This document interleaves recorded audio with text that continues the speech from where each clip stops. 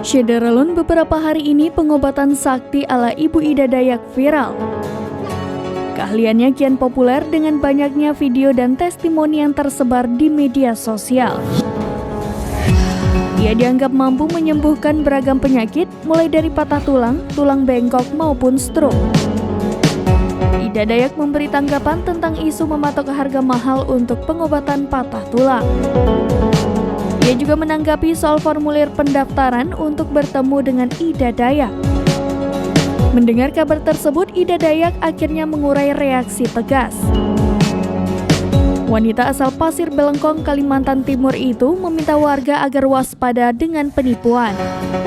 Karena diakui Ida Dayak, ia tidak pernah meminta bayaran atas pengobatan yang dilakukannya. Dan lagi ditegaskan oleh Ida Dayak, tidak pernah ada formulir pendaftaran untuk berobat dan bertemu dengannya. Isu kedua yang perlu dicek kebenarannya adalah soal kabar Ida Dayak mengobati Pangeran Arab Al-Walid bin Khalid bin Talal. Untuk diketahui, Al-Walid bin Khalid bin Talal telah terbaring di tempat tidur selama lebih dari 18 tahun. Karena kondisinya, Al-Walid pun dikenal dengan Pangeran Tidur. Di tengah kondisi sang Pangeran Arab, baru-baru ini publik dikejutkan dengan kabar soal Ida Dayak mengobati Al-Walid. Beredar di media sosial YouTube hingga TikTok, kabar soal Ida Dayak terbang ke Arab Saudi.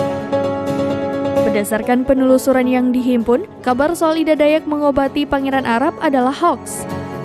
Pun belakangan belum tersiar kabar valid soal kunjungan Ida Dayak ke Arab Saudi.